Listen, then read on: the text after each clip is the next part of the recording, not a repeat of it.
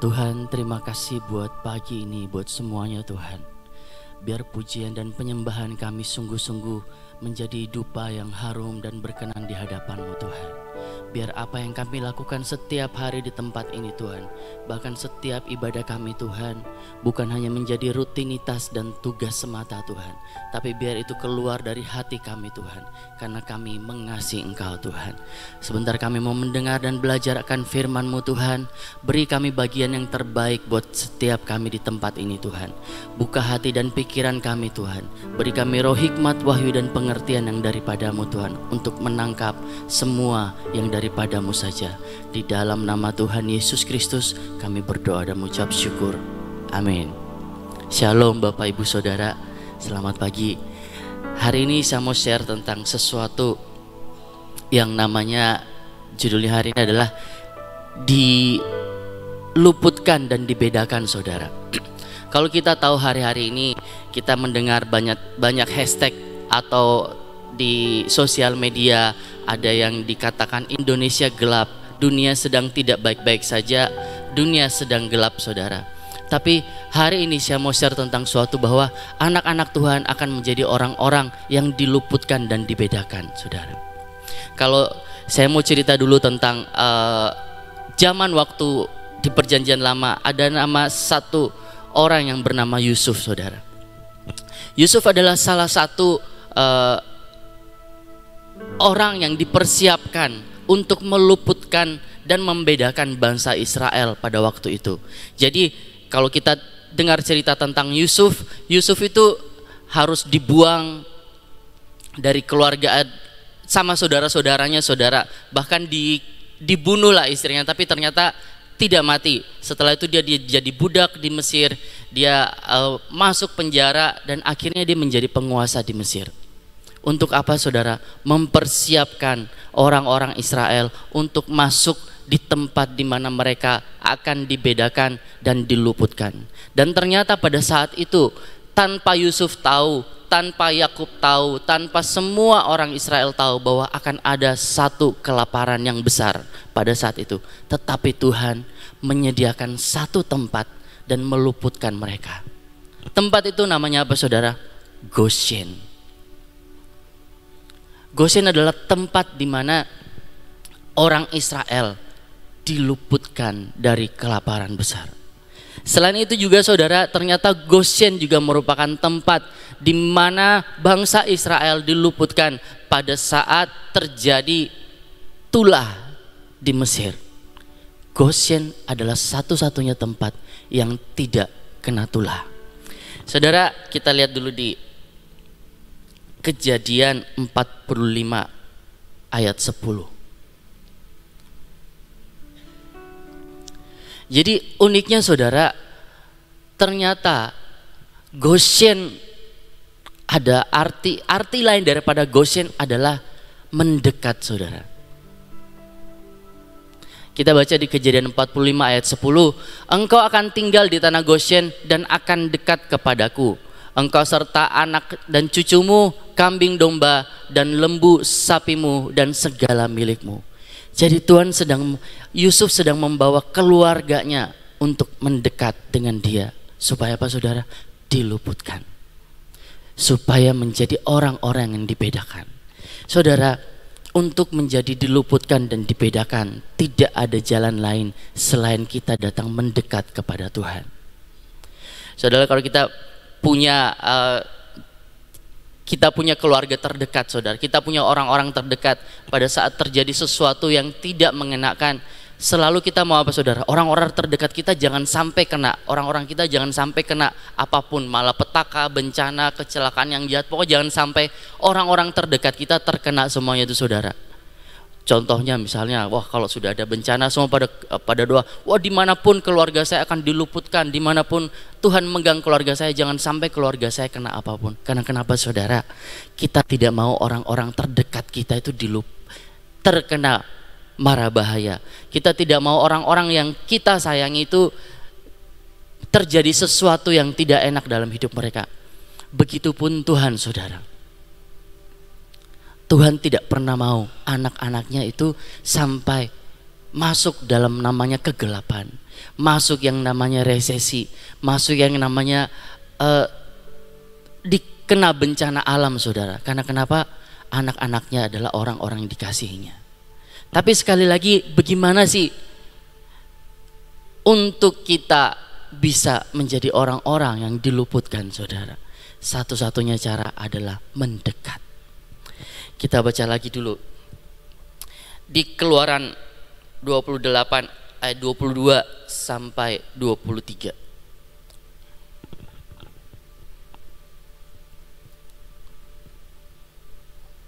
Keluaran 28 ayat 22 sampai 23. Juga haruslah kau buat untuk salah ya. Keluaran 45 begini. Keluaran 45. Keluaran 8, maaf. Keluaran 8 ayat 22 sampai 23. Tetapi pada hari itu aku akan mengecualikan tanah Goshen di mana umatku tinggal, sehingga di sana tidak ada terdapat pikat, supaya engkau mengetahui bahwa aku Tuhan ada di negeri ini. 23. Sebab aku akan mengadakan perbedaan antara umatku dan bangsamu.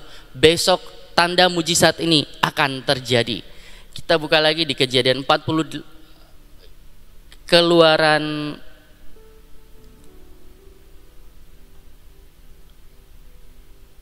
Keluaran 10 ayat 23. Berfirmanlah Tuhan kepada Musa, tidak ada orang yang dapat melihat temannya, dan juga tidak ada orang yang dapat bangun dari tempatnya selama 3 hari. Ini waktu terjadi kegelapan di seluruh Mesir. Tetapi pada semua orang Israel ada terang di tempat kediamannya, saudara. Ya, buat saya adalah di masa-masa ini Indonesia mungkin kita dengar, bahkan dunia sedang tidak baik-baik saja. Buat saya Goshen adalah tempat janji Tuhan untuk saya tinggal, saudara. Tapi masalahnya, apakah kita mau mendekat kepada Tuhan atau tidak? Kita buka lagi satu ayat lagi, saudara. Ayat perjanjian. Saya percaya kita punya ayat perjanjian buat Tuhan. Dan ini ayat yang paling sering buat kalau sebelum berperang pasti ayat ini keluar, saudara. Mazmur 91 ayat 14 sampai 16. Pokoknya kalau perang-perang pasti yang paling pertama keluar itu Mazmur 91. Mazmur 91 ayat 14. Sungguh hatinya melekat kepadaku, maka aku akan meluputkannya. Aku akan membentenginya, sebab ia mengenal namaku, saudara. Jadi arti kata Goshen salah satunya adalah mendekat. Arti kata Goshen adalah melekat kepada Tuhan. Arti kata Goshen adalah duduk di kaki Tuhan dan mendekat kepada Tuhan. Tapi banyak anak-anak Tuhan hari ini yang saya dapat, saudara, sama seperti Tuhan menyediakan tempat buat kita, tetapi banyak anak-anak Tuhan tidak pernah mau datang mendekat kepada Tuhan, saudara. Waktu itu saya nanya Tuhan, saya bilang, Tuhan, saya tidak tanya saudara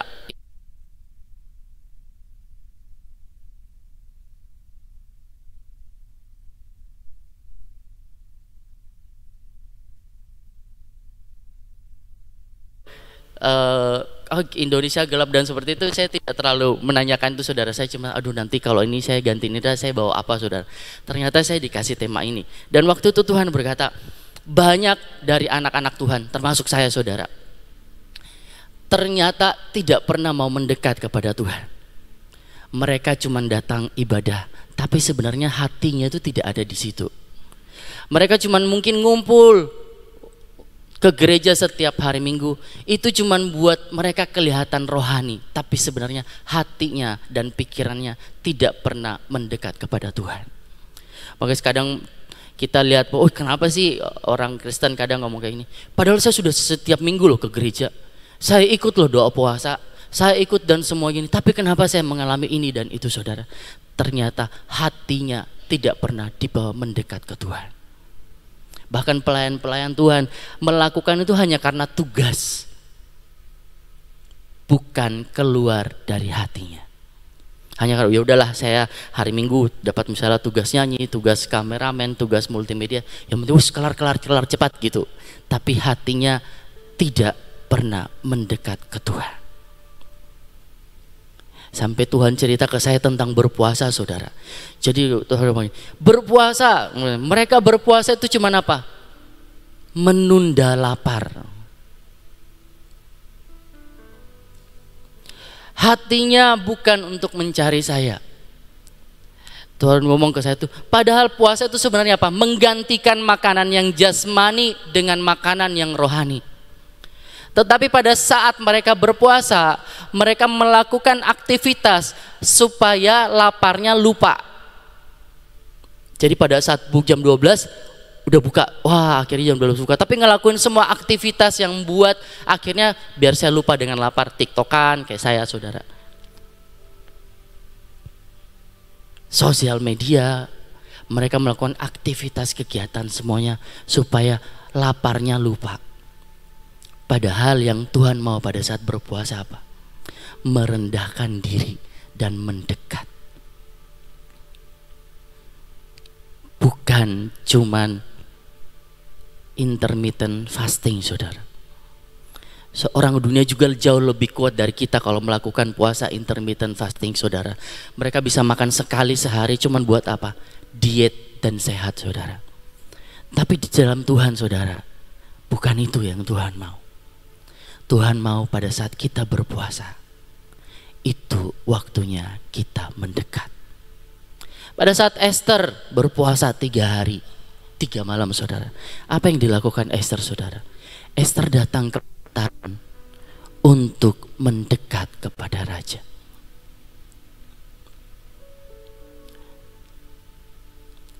Hari itu Tuhan ngomong tentang ini ke saya dan saya juga sangat, aduh Tuhan, ampuni saya Tuhan.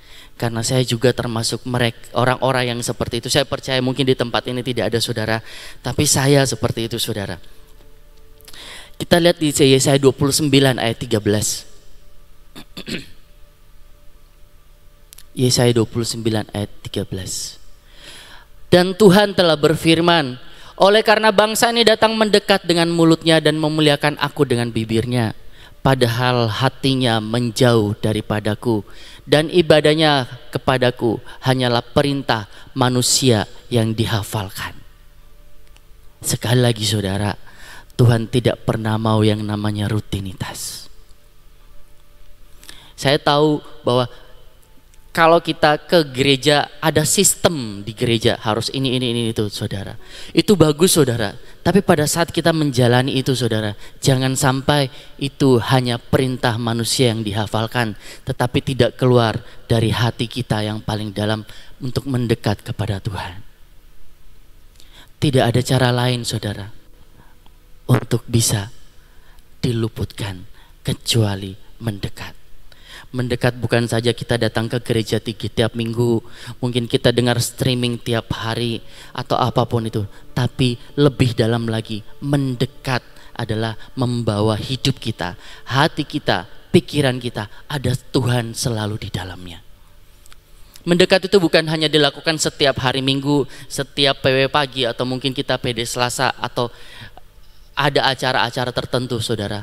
Tapi Tuhan mau itu kita mendekat setiap hari dan setiap saat. Kalau saudara mau tahu, Henok hidup 365 tahun dan tidak ada lagi karena dia diangkat Tuhan. Tuhan sedang mau berbicara apa, saudara?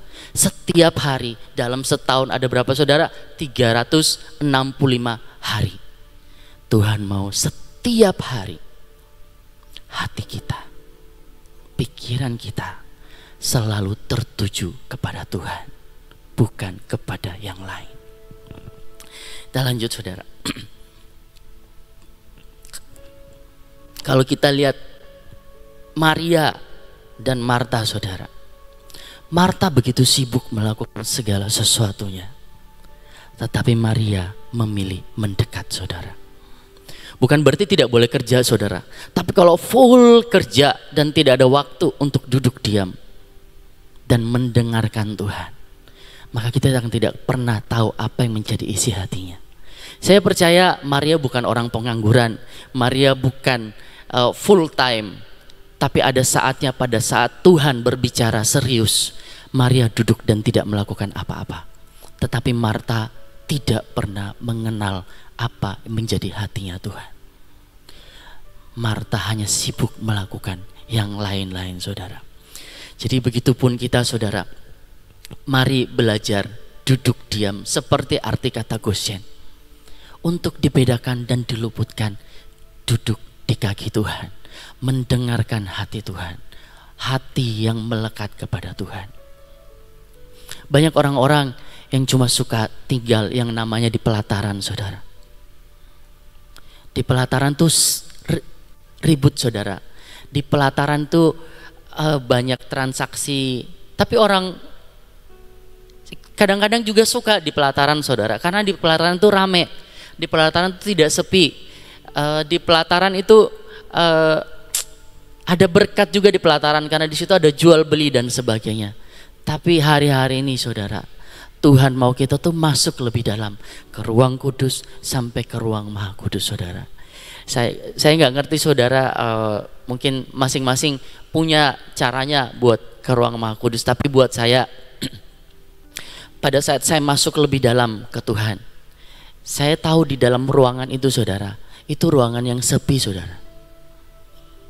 Tidak ada suara apapun di situ. Buat saya, saudara, yang saya tahu pada saat saya masuk ruangan itu, yang ada cuman saya dan Tuhan. Saya tidak mendengar suara-suara yang lain lagi, saudara. Mungkin pada awalnya kalau saya, saudara, buat saya, kalau saya misalnya kalau di taman, saya duduk pasti banyak suara pikiran. Waduh, nanti gini, nanti wah pengen ngerjain apa, anak-anak di rumah kayak gimana, nanti setelah ini saya mau makan apa gitu. Pikirannya banyak, saudara. Tapi semakin saya duduk, semakin saya membawa hati dekat ke Tuhan, semakin suara-suara pelataran itu hilang, dan di dalam situ cuman tinggal saya dan Tuhan berdua. Dan buat saya itu adalah tempat rahasia buat saya dengan Tuhan pada saat saya masuk ke dalam.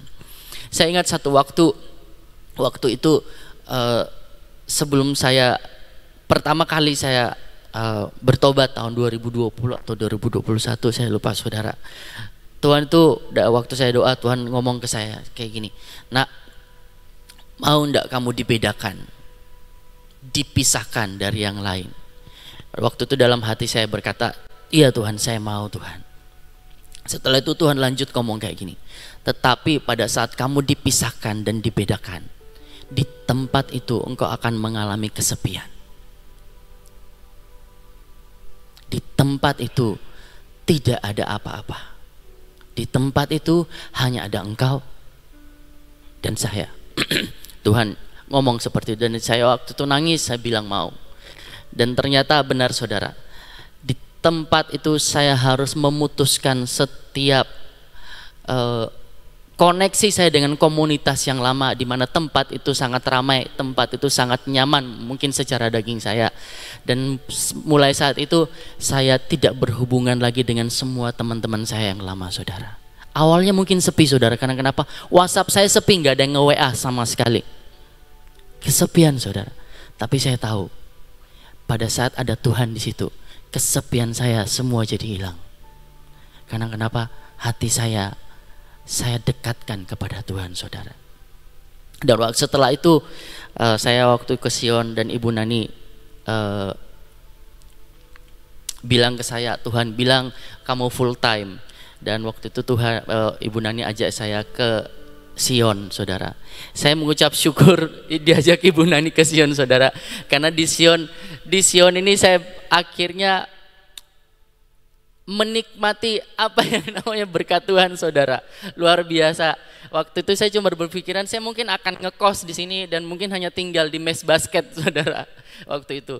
Tapi ternyata waktu saya melangkahkan kaki taat apa yang Tuhan kasih tahu ke saya lewat Ibu Nani, saya dapat rumah, saudara.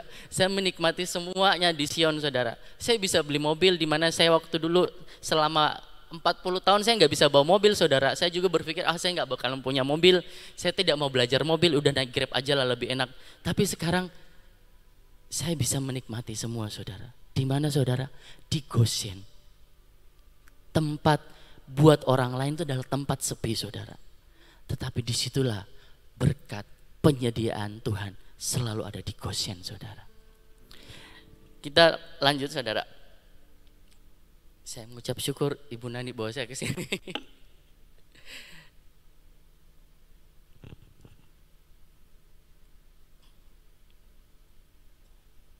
Untuk bisa mendekat saudara, apa yang harus dilakukan saudara?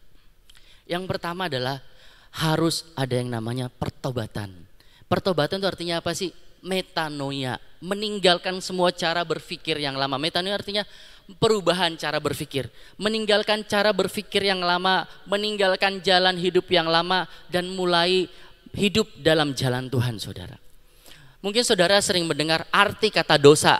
Saudara, kalau kita bilang arti kata tidak kudus, kita sering mendengar kata tidak kudus. Dosa itu artinya apa? Hamba Tuhan banyak menyatakan tuh, yang berkata bahwa dosa adalah tidak tepat sasaran. Benar nggak saudara pernah dengar? Dosa itu adalah tidak tepat sasaran.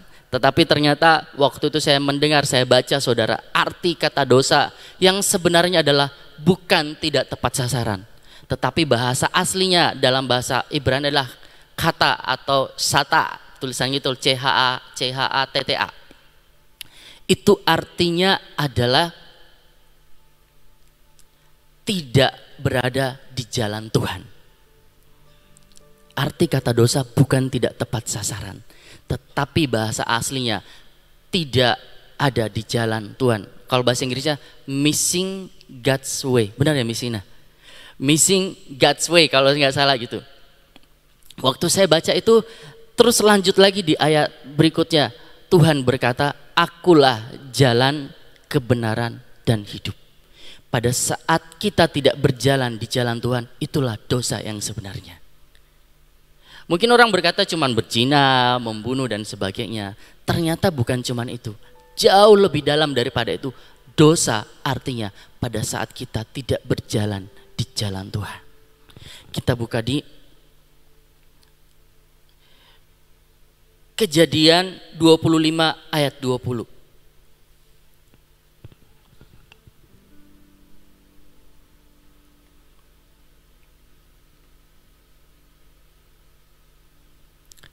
Kejadian 25 ayat 2 Kejadian 45 ayat 20 maaf.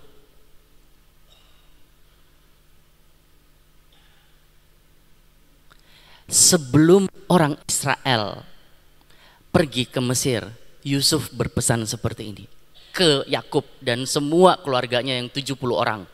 Janganlah kamu merasa sayang meninggalkan barang-barangmu, sebab apa yang paling baik di seluruh tanah Mesir adalah milikmu. Saudara, kita harus meninggalkan yang lama untuk bisa masuk ke Goshen. Cara hidup yang lama, cara berpikir yang lama, cara kita memandang Tuhan yang lama harus diubahkan setiap saat dengan apa saudara? Firman Tuhan. Untuk bisa menikmati Goshen. Banyak orang-orang yang tidak sadar hidup di masa lalu saudara. Bahkan kadang segala reaksi kita pada saat ini itu bisa jadi pengaruh atau efek dari masa lalu kita. Cepat marah, cepat ngomel, tidak percaya. Itu biasa apa saudara? Efek dari masa lalu kita. Trauma dari masa lalu. Aduh dulu saya pernah kejadian yang kayak gini-gini. Jadi akhirnya ya sudahlah saya takut gitu loh. Saya pernah merasakan ini, akhirnya saya takut kayak gini. Saya juga pernah merasakan hal yang sama saudara. Kemarin waktu isi minyak sama Ibu Guatlan, dia bilang aduh besok saya khotbah, gimana ya Cia. Terus Ibu Guatlan ngomong doa saja biar Tuhan yang memegang bibir dan mulut kita menyatakan apa yang daripada Tuhan. Benar saudara, itu harusnya seperti itu. Cuman karena saya punya trauma sendiri pada saat itu, saya pernah khotbah saudara KKR di Sulawesi Tengah saudara. Itu beneran cuman 5 menit saudara, saya ngeblank, gak bisa ngomong apa-apa saudara. Ayat pun gak ada, satu pun keluar. 5 menit saya bilang ya sudah, mari kita tutup Alkitab dan kita menyanyi saudara. Itu pernah kejadian di saya, tapi saya bilang aduh kalau di Sion kan gak mungkin, kita udah nyanyi 45 menit, saya ngeblank gak mungkin nyanyi lagi gitu kan. Jadi kita double nyanyinya. Oke, saya juga punya trauma sendiri kalau mau khotbah itu, Tuhan Yesus tolong saya, aduh tiap hari. Tapi saya harus meninggalkan ini saudara. Buat apa? Membaharui cara berpikir saya. Saya harus meninggalkan yang lama saudara. buat saya maju ke depan. Kalau kata Pak Yusa itu menggelinding wae. Saudara ngerti enggak arti kata menggelinding itu tidak sesimpel yang seperti orang bicarakan. Saya waktu itu sempat baca tentang artinya menggelinding. Ternyata kalau kita mau menggelinding, kita tidak bisa gelinding kalau ada lem di bolanya. Ada saudara? Kalau ada lem, bola itu tidak bisa gelinding, lengket di situ saudara.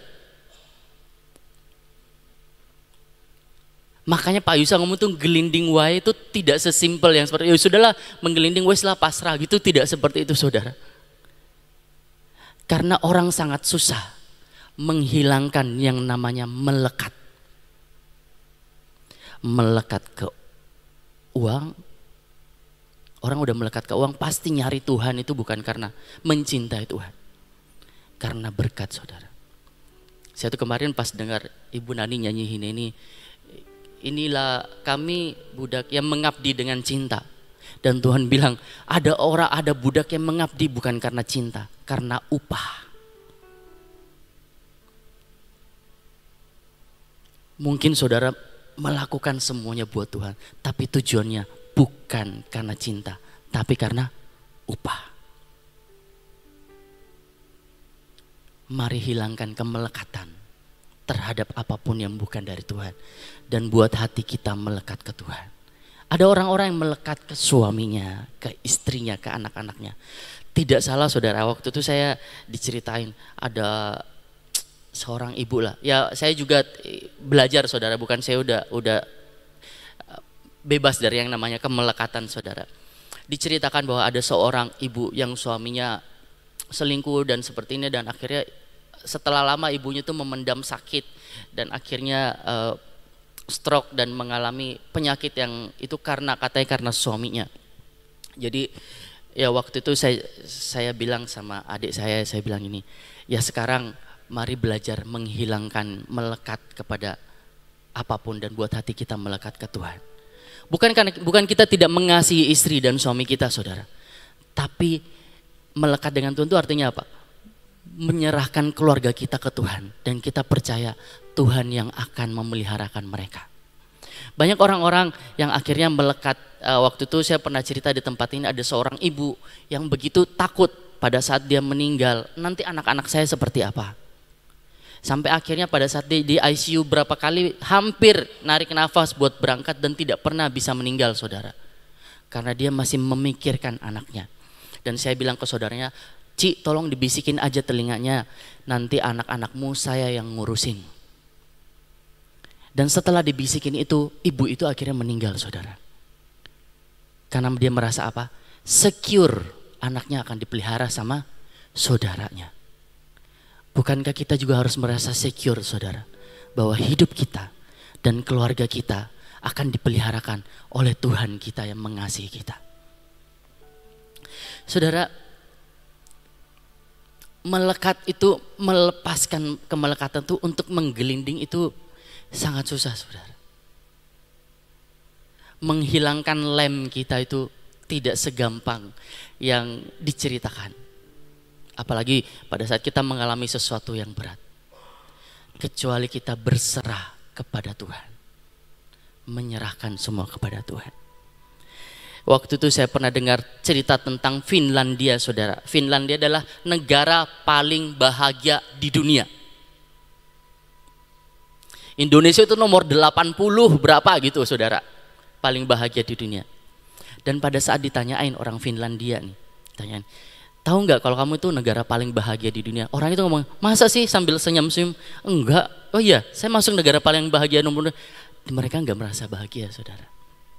Tapi kalau orang Indonesia, foto tempe sama nasi putih, bahagia itu sederhana gitu kan. Soalnya kalau beli steak mungkin belum bisa, jadi tempe sama itu aja, bahagia itu sederhana saudara gitu ya.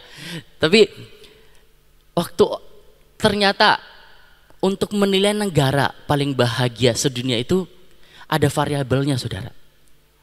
Tahu ditanyakan, jadi penduduknya itu diambil survei, orang Finlandia di seluruh dunia ditanyakan. Setiap negara diambil beberapa penduduknya dan mereka ditanya, kira-kira Jadi contoh saudara, kalau kamu tuh kecelakaan di jalanan, kamu percaya nggak negara bakalan ngurus kamu? Orang Finlandia ngomong 100% saya percaya sama pemerintah saya. Ya mungkin negara lain bilang ya wes lah, mati di pinggir jalan nggak diurusin orang gitu, nggak mungkin ada ambulans yang mau ngambil. Di Finlandia kalau ada kecelakaan atau apapun, ambulans itu datang tanpa harus ditelepon. Ataupun mungkin ditelepon tahu langsung datang tanpa harus bilang nomor KTP-nya berapa, keluarganya mana yang tanda tangan atau gini dulu, tidak ada saudara. Akan langsung dikerjakan dan diobati sampai sembuh. Ditanya lagi, kalau pendidikan gimana? Kamu yakin nggak pemerintah kamu akan memberikan pendidikan yang terbaik? Orang Finlandia sangat yakin pemerintah saya akan memberikan yang terbaik buat saya. Kalau di negara lain, ya wes bayar SPP aja wes susah. Apalagi pemerintah ya, kita SPP tanggung jawab sendiri, benar nggak misalnya? Ketanggung jawab orang tua. Kalau di Finlandia semuanya beres saudara. Di situ saya belajar satu hal, bahwa bahagia itu bukan menyangkut materi. Senang dan bahagia itu berbeda saudara. Kalau senang ini, kita dapat handphone baru, rumah baru, semua yang kita sukai, itu senang saudara, benar nggak? Wah saya dapat handphone baru, saya dapat rumah baru, senang saudara. Kalau bahagia itu bukan itu saudara. Bahagia itu diukur dari seberapa safe-nya dia, aman. Diukur seberapa tingkat rasa amannya mereka, itu adalah bahagia. Kalau saudara mau berbahagia, kita harus tahu bahwa kita aman di dalam Tuhan. Itu satu-satunya kunci bahagia, bukan materi saudara. Tetapi seberapa kita bisa merasa aman di dalam Tuhan, itu kebahagiaan yang sebenarnya saudara. Karena di Finlandia yang diukurkan bahagia buat mereka itu adalah seberapa besar rasa aman mereka, seberapa besar pemerintah mereka akan menjamin mereka. Itu jadi salah satu variabel untuk mengukur tingkat kebahagiaan mereka. Jadi salah satunya untuk kita bisa mendekat ke Tuhan, harus meninggalkan cara hidup yang lama dan hidup in God's way. Yang kedua, ya ini paling sudah sering dijelaskan, bahwa kita harus selalu mengucap syukur saudara. Dalam segala hal apapun. Kita tidak akan mungkin bisa mengucap syukur kalau kita tidak rasa aman saudara. Sehingga apapun yang terjadi di sekeliling kita, pada saat hati kita merasa aman, kita akan bisa mengucap syukur. Karena kenapa? Kita tahu ada Tuhan yang memeliharakan kita. Yang ketiga saudara, bagaimana sih supaya kita bisa mendekat? Untuk mendekat saudara, harus ada dari dua belah pihak saudara. Tidak mungkin mendekat itu hanya satu pihak saja. Hubungan tidak akan bisa bertumbuh kalau hanya dari satu pihak. Harus ada dua pihak sehingga hubungan itu bisa bertumbuh. Dari Tuhan sudah mengusahakan untuk mendekat ke kita dengan apa saudara? Mati di kayu salib. Tirai itu terbuka. Kita bisa masuk ke ruang kudus dengan di ruang maha kudus. Kenapa? Tuhan yang mendekat. Tuhan lebih dulu mengasihi kita. Cuman masalahnya dari kita, apakah kita mau mendekat ke Tuhan? Hubungan kekasih tidak mungkin hanya diusahakan satu pihak. Kalau cuman satu pihak, maka namanya apa saudara? Cinta bertepuk sebelah tangan saudara. Seringkali Tuhan itu cinta bertepuk sebelah tangan sama kita. Karena kita tidak pernah mau mengusahakan mendekat ke Tuhan. Saya dulu saudara waktu nakal saudara. Saya ini orangnya suka perawatan saudara. Treatment semua saya treatment saudara. Saya tidak suka barang-barang mahal waktu itu. Saya pakainya barang biasa ya, bukan juga murah banget. Ya sedang-sedang lah saudara. Tapi yang saya lebih pentingkan di saya itu adalah apa? Saya harus treatment, saya harus kelihatan cakep, saya harus kelihatan oke, semuanya oke saudara. Karena saya mau orang itu suka saya saudara, bukan karena tentengan saya atau harta saya. Jadi saya pengen tuh orang-orang itu suka sama saya, bukan karena saya bawa barang mahal, bukan karena saya, itu artinya kan dia cuma suka duit saya. Ya, saya dulu berpikir seperti itu. Karena saya pengennya tuh mereka suka karena saya. Tapi kebanyakan orang suka apa saudara? Nenteng, memamerkan semua yang apa? Mahal-mahal biar apa? Orang tertarik. Kalau saya nggak suka orang tertarik dengan yang saya punya saudara, saya nggak suka.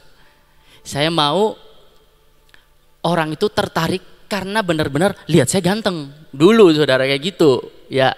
Jadi saya perawatan, semua saya perawatan ya. Cuman kalau di Sion bahaya saudara, kalau saya perawatan saya wah langsung pikirannya sudah kemana-mana saudara ya. Saya bahaya kalau di sini sebenarnya. Jadi kalau saya perawatan saya pulang ke Makassar dulu. Soalnya kalau di Makassar adik saya tuh yang ayo treatment ini muka kamu gini-gini, aduh kenapa kamu, ayo sini ke dokter sini. Kalau di sana saudara, kalau di sini waduh saya sudah digosipin aneh-aneh saudara gitu ya. Kalau di sini bahaya saudara. Bahkan alis saya sudah dibilang sulam ya alisnya, enggak Ci, alisnya enggak sulam nih, pegang Ci gitu. Bahaya saudara. Aduh Tuhan Yesus aman. Jadi seperti itu saudara. Jadi Tuhan pun mau seperti Tuhan, mau kita mengasihi dia bukan karena apa yang dia punya. Karena kita mengasihi dia dulu. Nanti setelah itu semua yang dia punya akan diberikan. Kalau kita lihat di Kidung Agung, mempelai wanita dan mempelai pria saling memuji. Karena Tuhan mau ada hubungan yang lebih dekat saudara.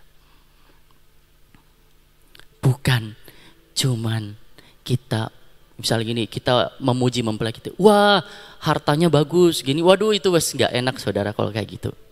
Karena mereka cuma menginginkan bukan pribadi kita, tetapi harta kita.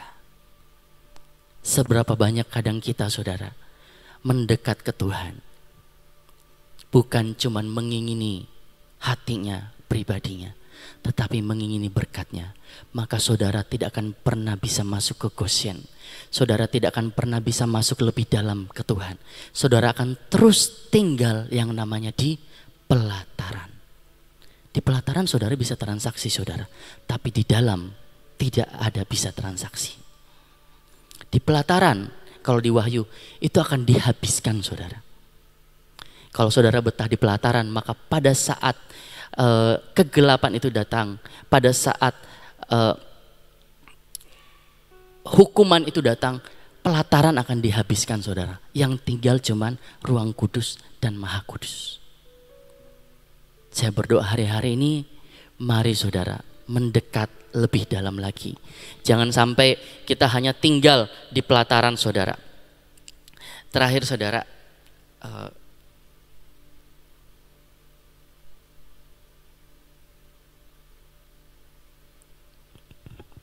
pada saat kita sudah lebih dalam ke Tuhan, maka disitulah akan terjadi saudara namanya saya tinggal di dalam Tuhan, Tuhan di dalam saya.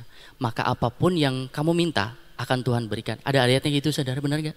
Kalau saya di dalam kamu dan kamu di dalam saya, apapun yang engkau minta akan saya berikan kepadamu. Firman sangat favorit, benar saudara? Kenapa? Kita pengen minta mulu kan saudara? Saudara, percayalah saudara, kalau saudara sudah di dalam Tuhan dan Tuhan di dalam saudara, itu benar-benar full ada di hati saudara, maka saudara tidak akan minta apapun. Yakin saudara. Seperti Daud, Tuhan adalah gembalaku, saya tidak ingin apa-apa lagi. Karena kenapa? Tuhan di dalam Daud, Daud di dalam Tuhan. Dia tidak kepengen apa-apa lagi saudara. Ayat itu seperti itu. Apa yang kamu minta akan diberikan. Tapi pada saat saudara sampai di titik itu, percayalah, saudara tidak akan menginginkan apapun selain Tuhan. Daud berkata, apapun boleh kau ambil. Kerajaanku, hartaku, semuanya boleh Tuhan ambil. Tetapi satu yang jangan kau ambil. Rohmu yang kudus jangan kau ambil dari hidupku. Berbeda dengan Saul saudara. Saul megang Samuel, om Samuel, nanti rakyatku ninggalin saya gimana? Sangat berbeda saudara. Saul cuman menginginkan berkat kehormatan yang daripada Tuhan. Tetapi Daud menginginkan pribadi Tuhan. Hari-hari ini saudara, apa yang ada di hidup kita saudara? Di Goshen, saya bacain saudara yang saya tulis. Di Goshen kita akan bertemu dengan Adonai, Jehovah Rafa, Jehovah Jireh, Elohim. Tetapi seringkali kita lebih suka ketemu dengan yang namanya apa saudara? Pedagang kambing, pedagang domba. Kita suka ketemu dengan penukar-penukar uang di pelataran. Kita tidak pernah mau bertemu dengan Elohim yang lebih dalam saudara. Itulah di pelataran saudara. Di pelataran, di Goshen saudara, tempat kita dibedakan, itu adalah Tuhan sendiri. Di Goshen ada terang, di Goshen ada keselamatan, di Goshen ada keamanan, di Goshen ada damai, ada sukacita, ada damai sejahtera saudara. Hari-hari ini saudara, di mana hartamu berada, di situ hatimu berada saudara. Di Matius 6 ayat 21 dengan Matius 13 ayat 44, Matius 6 ayat 21 berkata, di mana hartamu berada, di situ hatimu berada. Hari-hari ini saudara, apa yang menjadi hartamu saudara? Apa yang menjadi harta kita yang paling sebenarnya? Saya ceritakan sedikit aja. Pada saat Tuhan menceritakan Matius 33 ayat 44, hal kerajaan sorga adalah pada saat seseorang menemukan harta di ladang, dia menjual segala miliknya dan membeli ladang itu. Saudara, hari-hari ini pertanyaannya saudara, siapakah hartamu? Apakah harta saudara? Apakah benar-benar Tuhan sendiri yang menjadi harta kepunyaan saudara? Ataukah ada agenda lain dalam hidup saudara? Mari merenungkan saudara. Saya juga merenungkan hari-hari itu, hari-hari ini. Apakah Tuhan yang ada di hati saya? Ataukah orang lain saudara? Untuk saya tinggal di Goshen, harta terbesar dalam hidup saya harus Yesus Kristus Tuhan, bukan yang lain. Itu saja saudara. Tuhan Yesus memberkati. Sekali Yesus tetap Yesus. Amin. Karena dia sudah menyerahkan akan segala-galanya untuk saudara dan saya di atas kayu salib. Tuhan itu tidak mempertahankan setitik pun dalam hidupnya. Tidak pernah mempertahankan haknya, keinginannya, apapun tidak dipertahankan. Sampai dikatakan dalam Alkitab, dia mengosongkan dirinya. Kosong, saudara kalau tahu yang namanya kosong, ya enggak ada apa-apanya. Kalau ini barang kosong, enggak ada setitik apapun, kosong. Oleh karena itu Tuhan juga merindukan sekali Yesus tetap Yesus. Kosongkan hidupmu, isi dengan Yesus. Kalau engkau bersama dengan Yesus, firman Tuhan katakan, engkau di dalam aku di dalam engkau. Apapun yang menjadi kebutuhan kita, itu pasti Tuhan akan genapkan. Amin. Percaya enggak? Pokoknya kalau ikut Tuhan gak usah takut burung di udara dikasih makan. Masa kita anak yang gak dikasih makan? Percayalah, apapun yang terjadi di dunia ini menakutkan. Ya. Saya kemarin ketemu dengan beberapa orang, saya merasakan semua orang pada ketakutan. Nanti bagaimana? Nanti bagaimana? Saya bilang, kamu tidak. Firman Tuhan katakan, biarlah sehari mempunyai kesusahan sehari. Udah. Ya. Jalani aja kehidupan. Kita akan mengalami kemenangan. Amin. Yuk kita berdoa. Terima kasih Tuhan untuk firman-Mu, terima kasih untuk pujian dan penyembahan selama 1 jam ini. Terima kasih untuk tempat yang baik. Terima kasih kami boleh mengakhiri minggu ini bersama dengan Engkau. Terima kasih Tuhan, Engkau sungguh baik. Engkau memberikan tempat yang baik, Kau berikan waktu kepada kami, Kau beri kekuatan, Kau beri kesehatan. Terima kasih Tuhan untuk semua dan semuanya. Terima kasih Engkau tidak pernah membiarkan kami kelaparan. Terima kasih Tuhan, terima kasih. Ajar kami untuk mendekat kepadamu. Kami tahu Tuhan, bukan sekedar tubuh kami yang mendekat, tapi tubuh, jiwa dan roh kami. Ikatkan erat-erat dengan Engkau. Terima kasih untuk semuanya. Terima kasih Tuhan, terima kasih.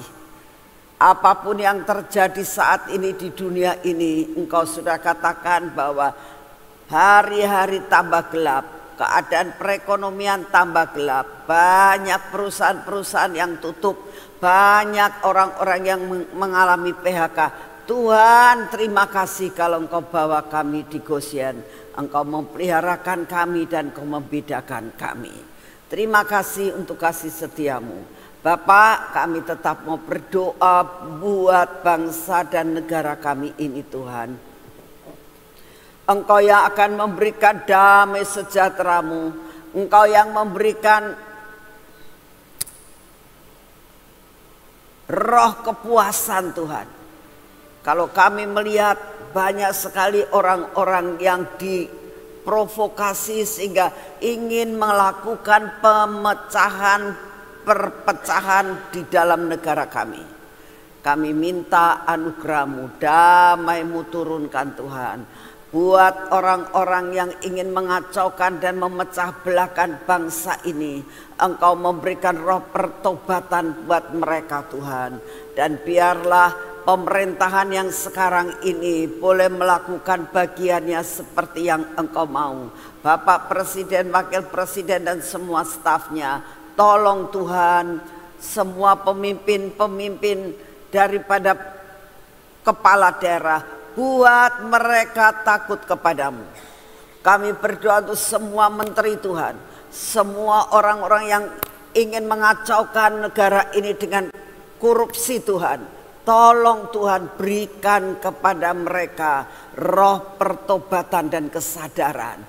Biarlah mereka mau mengembalikan semuanya itu Tuhan, dan dapat dipakai untuk kesejahteraan bangsa dan negara ini. Inilah kerinduan kami Tuhan.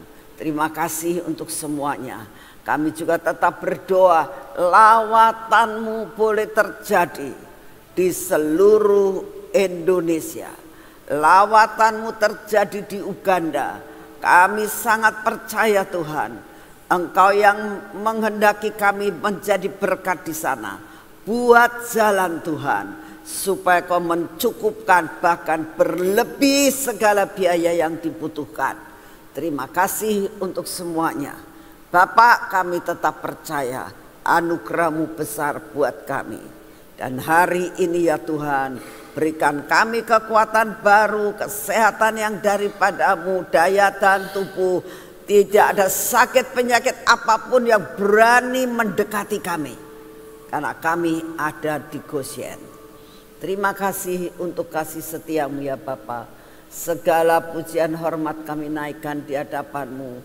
Kami percaya Tuhan, anugerah-Mu besar buat kami. Dalam nama Tuhan Yesus. Mari kita masuk dalam pengurapan.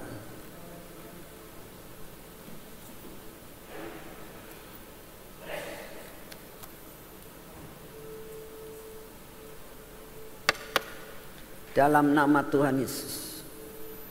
Ini minyak keajaiban Tuhan. Kami kagum akan Engkau.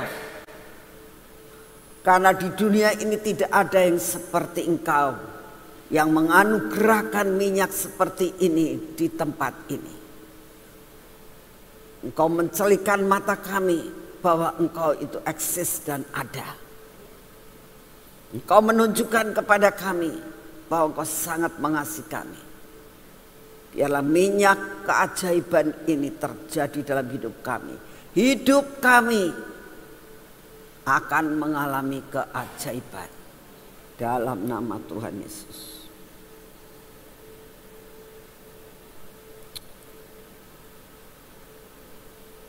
Biarlah Kau memberkati mata kami, telinga kami,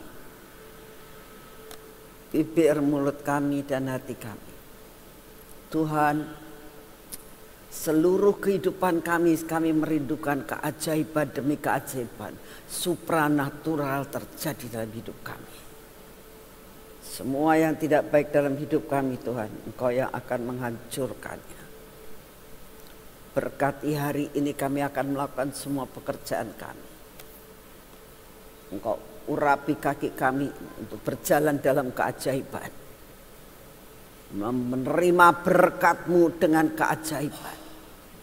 Semua pintu-pintu yang tertutup menjadi terbuka. Berkat-Mu kami terima hari ini dengan utuh. Dalam nama Tuhan Yesus. Amin. Tuhan memberkati saudara semuanya. Selamat pagi.